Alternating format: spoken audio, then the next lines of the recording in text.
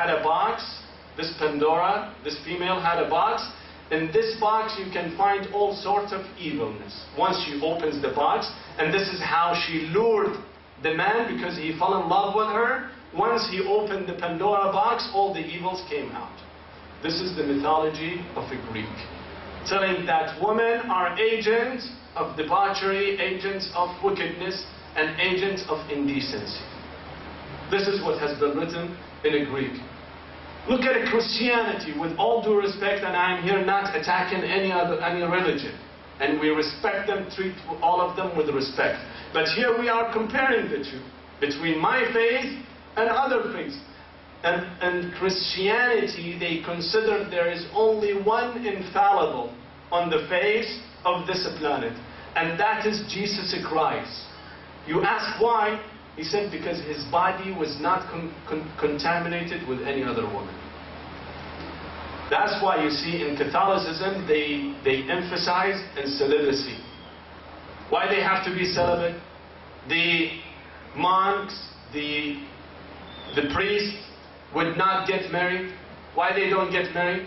Because they consider that women, again, are agents of corruption, agents of indecency. Therefore, Christ did not get married, did not fall in love with female, therefore he stayed immaculate. But when you look at Quran, Rasulullah sallallahu alayhi wa says, when it comes to marriage, he says that الزواج سنتي النكاح سنتي فمن رغب عن سنتي فليس مني. Marriage, forming family is my tradition, my sunnah. In another hadith, he says, what I love from your dunya, from your life here, two things: perfume and women. That's what Rasulullah sallallahu alayhi wa says. So Islam has a very positive view of women. When you read the story of Genesis in the Bible, they tell you that the Satan, the devil, came and lured Eve. And Eve went and lured Adam, right? She attempted to lure him, and through her, Adam fell in the mistake and ate from that tree, right? But when you read the same story in the Holy Quran, Allah subhanahu wa ta'ala accuses both. Tells them that I am putting you both in the heaven. And I am asking both of you not to get close to the tree. And I am asking you not to fall in the trap of shaitan. When the shaitan came, he fooled both of them. فَأَزَلَّهُمَا الشَّيْطَانُ عَنْهَا فَدَلَّاهُمَا بِغُرُورٍ. When he taught, he lured both of them, man and woman. Eve and Adam both in the same level, holding both of them in same position, holding both of them responsible for their act. Does not say that Eve came and lured Adam, and poor Adam was a nice guy, but you know, the agent of indecency came and lured him, fooled him, and he lost his faith and ate from that tree. Islam, when looks at women, looks at both of them, both men and women, and the preference both equal. There is no difference. And when you look at Jahiliyyah, you can tell there is no need for me to tell you what was happening in Jahiliyyah and how they were treating women. So Islam came to salvage women, came to rescue women, to give them dignity, to give them respect. Of course, we're not denying that in some cultures, under name of Islam, they humiliate women. They tell them that the woman has to stand or to sit within the four walls of home. Her proper place only in the kitchen. Her proper place to stay in the back. Do not get involved with women. She is a awra. Keep her outside. Don't let her in. That is a denigration. But at the same time, the ideology that comes and under the name of a freedom exploit women and use them as a commodity, as a sexual object to be sold and to be bought, that's again a denigration to women. Can that happen to men? Why man is not exploited by his masculinity? Why there is no contest for beautiful men, for example? We should complain, brothers, you know? It's why it's only we have it the beauty pageant, Miss World, exploiting the feminine side of women. But does the man allow this to happen to him? No. When you tell a man, he defines himself based on his intelligence, based on his wisdom, based on his ethic. He's a multi-dimensional person. But unfortunately, when you look at these countries, they only specify women under one thing: beautiful, nice, the appearance. Only the feminine part have been exposed. And unfortunately, many women, you know, exacerbate the situation by this.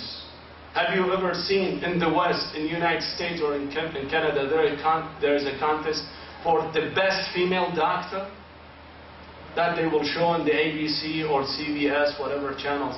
They give announcements, and after a while you see a show to give the best prize for a best female doctor, a best female lawyer.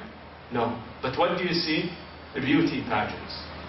They come, what for? You think they care about those women? They want to sell their products. The ad at that time will be running for $1 or $2 million. What they care is about their profits. Therefore, they have taken women as hostage. They are victimizing women, but under what? Under modernity. Name of modernity. We don't agree with the previous one that only say women should be in the kitchen, and we don't agree with those people who nowadays the woman doesn't know where the kitchen is. You have to grab her hand and tell her where the kitchen is. There is a big difference between the two. That's what Islam says, that deal with women based on dignity, based on respect. Do not exploit her. And here lies the issue of hijab, sisters and brothers. Hijab is for what? Hijab is to give dignity to women. Treat her based on her humanity.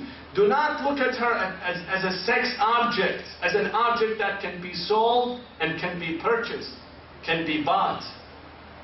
That's a denigration for women. Here what happens? Both men and women are at work. For how many hours? 10 hours a day. The man leaves and woman leaves. Both of them go to work. 10 hours a day they work. The wife doesn't see her husband, but she ends up seeing how many men? And the same, the man at work ends up seeing so many women and doesn't see his wife. They're both exposed to each other. And imagine there is no hijab, with all sorts of fashions, new fashions that come. What happens? Here you'll see that family get disintegrated.